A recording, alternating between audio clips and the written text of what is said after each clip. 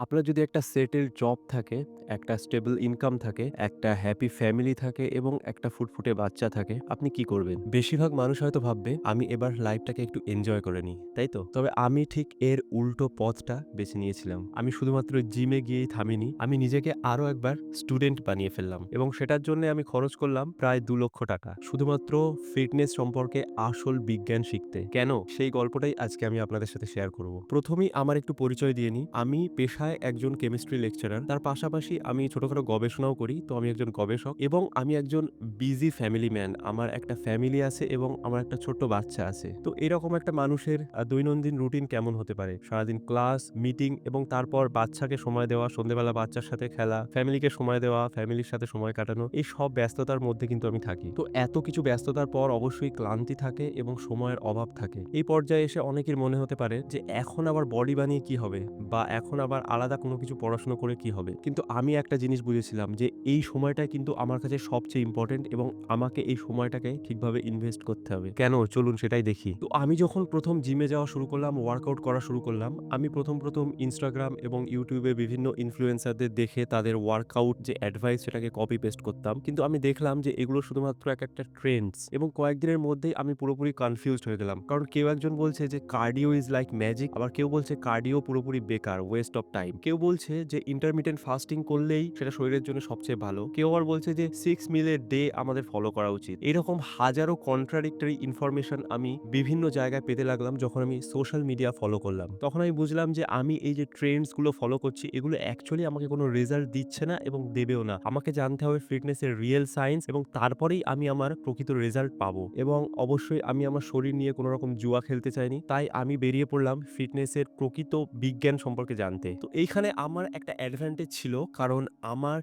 Research নিয়ে একটু background ছিল এবং আমি জানতাম কিভাবে একটা রিসার্চ পেপার পড়তে হয়, কিভাবে ডাটা এনালাইজ করতে হয়। তো সেইজন্য আমি শুরু করলাম আমার পার্সোনাল ফিটনেস ইনফরমেশন জার্নি। আমি বিভিন্ন ওয়েবসাইট যেমন PubMed এবং Google Scholar এসব সাইটগুলোতে গিয়ে ফিটনেস সম্পর্কে বিভিন্ন আর্টিকেল পড়তে থাকলাম, বিভিন্ন রিসার্চ পেপার পড়তে থাকলাম। কিন্তু কয়েকদিনের মধ্যেই আমি দেখলাম যে এইভাবে নিজে থেকে সমস্ত রিসার্চ আর্টিকেল পড়ে তারপর সেটাকে এপ্লাই করা এটা খুবই ডিফিকাল্ট। কারণ রিসার্চ আর্টিকেলও কিন্তু বিভিন্ন রকমের হয় এবং একটা রিসার্চ আর্টিকেল যদি ফিটনেস সম্পর্কে একটা কথা বলে, আরেকটা আর্টিকেল কিন্তু আরেক রকম কথা বলছে। তো সেইগুলোকে নিয়ে ঠিকভাবে এপ্লাই করাটা একজন বিগিনারের পক্ষে খুবই ডিফিকাল্ট একটা জিনিস। এবং আমি দেখলাম যে এই যে ফিটনেস ইনফরমেশন যেটা আমি রিসার্চ পেপার পড়ে পাচ্ছি, সেটা কিন্তু জেনারেল ইনফরমেশন। সেটা আমার ইন্ডিভিজুয়াল বডি টাইপের হিসাবে কিভাবে এপ্লাই করা হবে সেটা কিন্তু আমি ঠিকভাবে উপলব্ধি করতে পারছিলাম না। তো তখন আমি বুঝলাম যে আমার দরকার একটা স্ট্রাকচার্ড ইনফরমেশন, অর্থাৎ একটা স্ট্রাকচার্ড এবং সিস্টেমেটিক ওয়ে যেখান থেকে আমি স্টেপ বাই স্টেপ সবকিছু শিখতে পারবো। এবং এই সময় আমি আবিষ্কার করলাম মেনো হেনসেলম্যানসকে। মেনো হেনসেলম্যানস এই নামটা এভিডেন্স বেসড ফিটনেস কমিউনিটিতে কতটা রেপুটেড সেটা আপনি অবশ্যই জানেন। মেনো শুধুমাত্র একজন কোচ না, সে একজন রিসার্চার এবং একজন এক্সারসাইজ সায়েন্টিস্ট এবং তার যে পিটি সার্টিফিকেশন কোর্স সেটা কিন্তু গ্লোবালি রেকগনাইজড। তো আমি এই কোর্সে নিজেকে এনরোল করলাম। এখন এই কোর্সটা কিন্তু কোনো সহজ কোর্স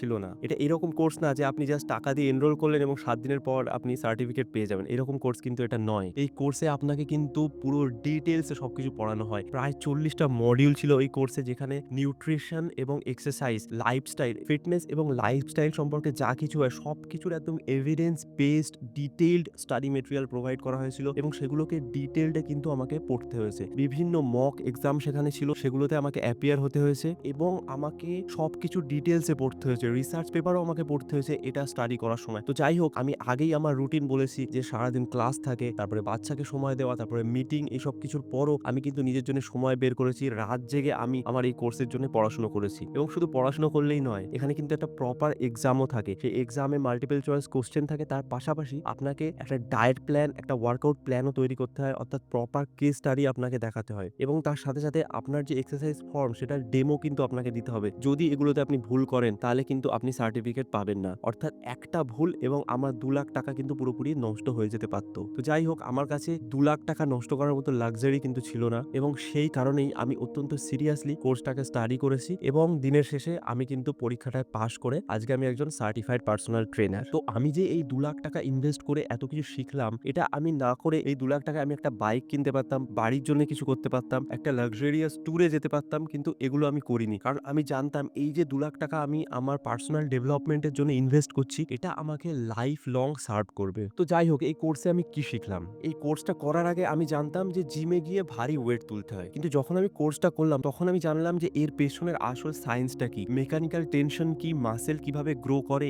mTOR কি? কিভাবে মাসলকে স্টিমুলেট করতে হয়? সবকিছু আমি ঠিকভাবে জানলাম। আমি আরো জানলাম যে উইকলি কতগুলো এক্সারসাইজ আমাকে করা উচিত? উইকলি ট্রেনিং ভলিউম কি হওয়া উচিত? যদি আমি ডায়েটের কথা বলি, আগে আমি জানতাম যে রোগা হতে গেলে আমাদেরকে কম খেতে হবে। কিন্তু অ্যাকচুয়াল এনার্জি ব্যালেন্সটা কি? থার্মিক ইফেক্ট অফ ফুড মানে কি? BMR কি? এবং এটা কিভাবে আমাদেরকে এফেক্ট করে? কোন খাবারগুলো আমাদের জন্য ভালো? কোনগুলো আমাদেরকে খারাপ? অ্যাকচুয়ালি কিভাবে সাস্টেইনেবলি আমাদের ডায়েট করতে হবে? সেই সব জিনিসগুলো আমি এই কোর্স থেকে কিন্তু জানলাম। তাছাড়া রিকভারির ইম্পর্টেন্স, রেস্টে কিভাবে নেওয়া উচিত? রেস্টে মানে কি পুরোপুরি আমি কোনো ব্যায়ামই করব না সেদিন? নাকি কোনো একটা পার্টিকুলার মাসলকে রেস্ট দেবো? বা স্লিপের ইম্পর্টেন্স কতটা? স্ট্রেস কিভাবে কমাতে হবে? এই সবকিছু কিন্তু আমি এই কোর্স থেকে জানলাম। তো এই সবকিছু জানার পর এখন আমি ইন্ডিভিজুয়াল যে ভেরিয়েশন সেটাকে কিন্তু বুঝি এবং প্রত্যেক মানুষের নিড যে আলাদা, একটা পার্টিকুলার মানুষের রিকোয়ারমেন্ট হিসাবে, তার বডি টাইপ হিসাবে, তার জন্য কিভাবে ডায়েট প্ল্যান করতে হবে, কিভাবে ওয়ার্কআউট প্ল্যান করতে হবে, সেটা কিন্তু আমি প্রপারলি শিখেছি এই কোর্সের মাধ্যমে। এবং এই যে নলেজ আমি এই কোর্স থেকে পেয়েছি, এটা কিন্তু শুধু থিওরিটিক্যাল নলেজ হিসাবে সীমাবদ্ধ থাকিনি। এটাকে আমি নিজের ট্রান্সফরমেশন এর জন্য এপ্লাই করেছি। এখন যখন আমি জিমে গিয়ে কোনো একটা এক্সারসাইজ করি, আমি জানি যে এক্সারসাইজটা আমি কেন করছি, কোন মাসলটাকে আমি স্টিমুলেট করছি, কতটা আমাকে এক্সারসাইজটা করা উচিত। কোনোদিন হয়তো দেখা গেল আমি জিমে কোনো একটা এক্সারসাইজ প্ল্যান্ড মতো পারফর্ম করতে পারলাম না, তখন আমাকে কি করতে হবে সেটা এখন আমি জানি। এবং আমি কিন্তু আজকে কনফিউজড না। আমি যখন ডায়েট করি তখন আমি জানি যে কতটা আমাকে খেতে হবে, কি খেতে হবে। কোনো একটা পার্টিকুলার দিনে আমি যদি এক্সট্রা কিছু খেয়ে ফেলি,